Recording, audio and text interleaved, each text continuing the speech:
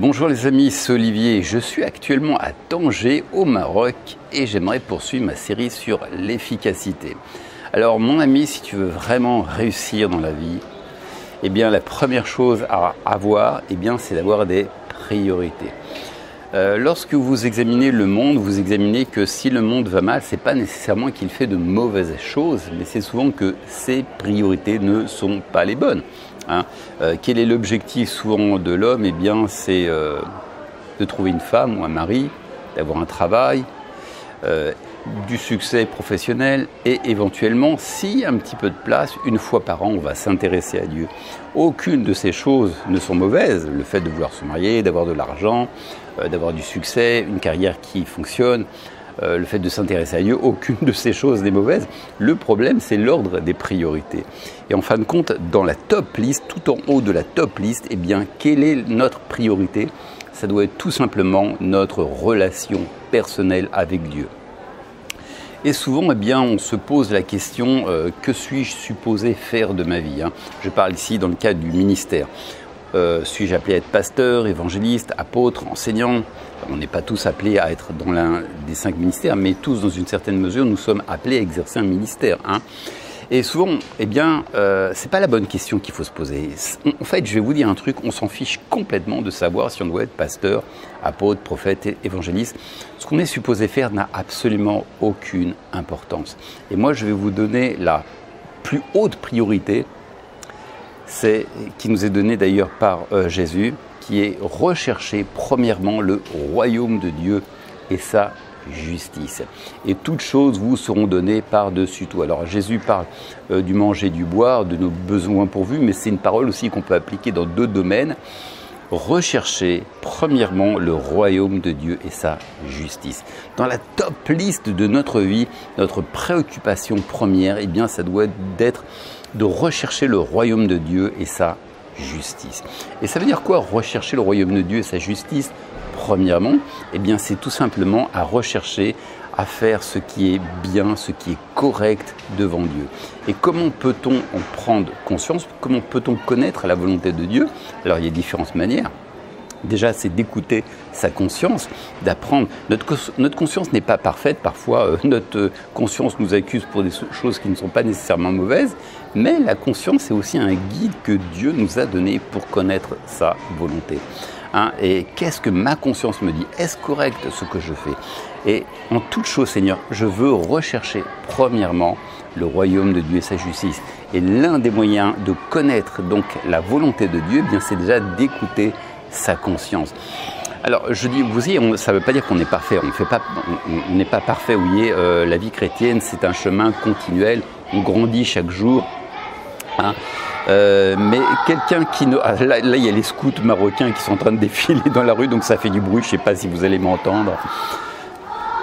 Donc, c'est tout simplement, on écoute notre conscience, là où on sent que le Seigneur, les choses au détour desquelles le Seigneur nous attend.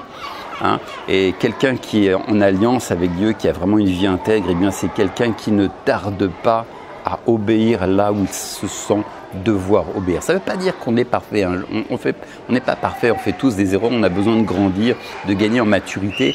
Mais lorsque l'on prend conscience d'une chose à régler, on ne tarde pas à obéir. Et c'est ça, rechercher premièrement le royaume de Dieu et sa justice. C'est tout simplement avoir une vie qui plaît au Seigneur. Ce que le Seigneur attend le plus de nous, c'est d'avoir une relation personnelle et intime avec lui. Une relation personnelle d'une toute beauté. On s'en fiche de savoir si tu dois être pasteur, évangéliste, enseignant, si tu dois avoir un ministère dans l'intercession, dans la prière.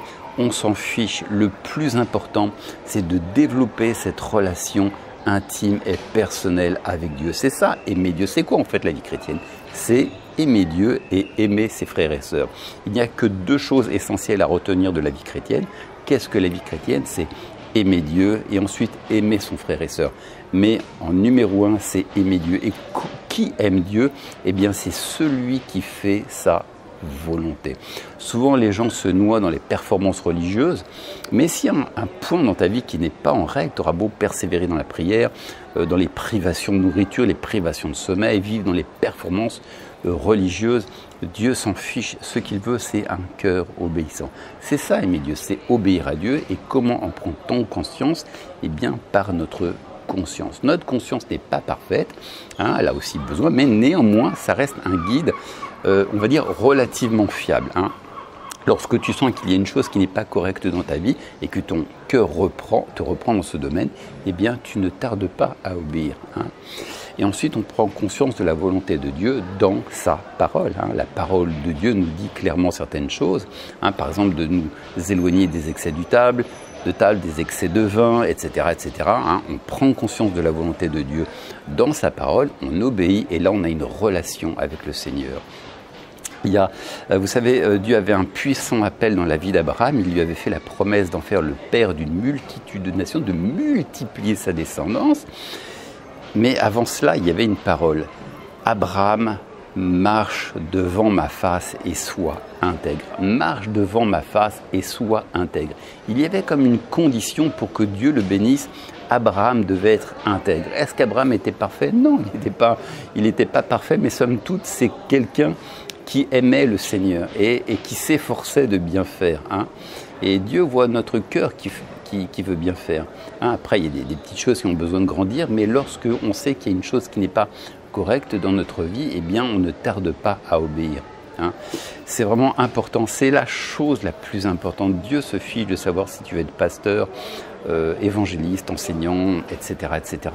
Quelle est la volonté de Dieu dans cette circonstance? Et si je sens qu'il y a quelque chose qui n'est pas correct, eh bien Seigneur, je vais le régler. Et souvent, vous savez, Dieu nous accompagne, Dieu bénit notre ministère dans la mesure où nous sommes des chrétiens, des personnes obéissantes. Hein. Alors, pas plus tard qu'hier, je dégustais un merveilleux tagine au citron à la terrasse d'un resto.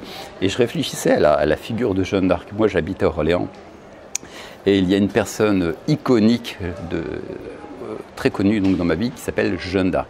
Alors, tout le monde ne connaît pas, mais les Européens connaissent bien Jeanne d'Arc. Jeanne d'Arc, c'est une jeune fille qui a véritablement existé aux alentours des années 1400. Et c'était une jeune fille que Dieu a conduit à la tête d'une armée pour délivrer Orléans des Anglais qui voulaient envahir Orléans.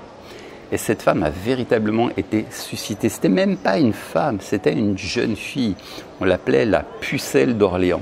Le mot pucelle n'avait pas la connotation qu'elle a aujourd'hui, ça voulait dire adolescente. C'était une adolescente. Et Dieu a suscité cette gamine.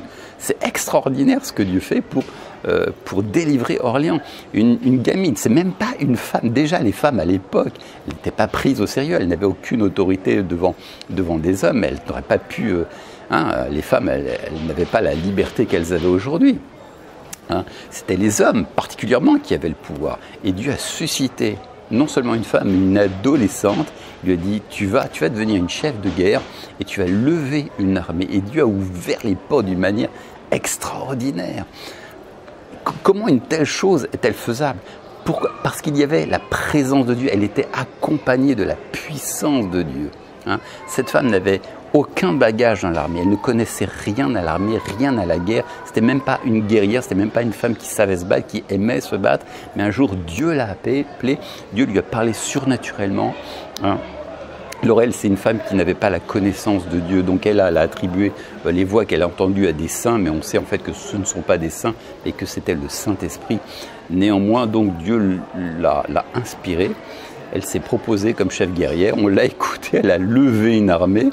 Et Dieu a béni tout ce qu'elle a entrepris, c'est extraordinaire. Donc ce qui compte, mon ami, c'est pas ta performance, ton niveau intellectuel, tes performances religieuses. Ce qui compte, c'est que Dieu soit avec toi. Et si Dieu est avec toi, tu vas tout exploser, tu vas tout cartonner. Vous savez, des fois les choses ne marchent pas, alors on redouble dans la connaissance, dans les performances religieuses, dans les efforts, et rien ne marche. Pourquoi? Parce que Dieu ne nous accompagne pas. Mais lorsque Dieu t'accompagne, lorsque tu as le sceau de Dieu dans ta vie, lorsque tu as son approbation, son onction, sa puissance te suit, t'accompagne, et tout ce que tu entreprends il le bénit, il le fait réussir. Ce qui compte dans notre vie, ce ne sont pas nos performances, nos capacités, notre connaissance, combien on prêche bien, combien on fait bien les choses, mais c'est que Dieu soit avec nous. Si Dieu n'est pas avec nous, ça ne va pas marcher.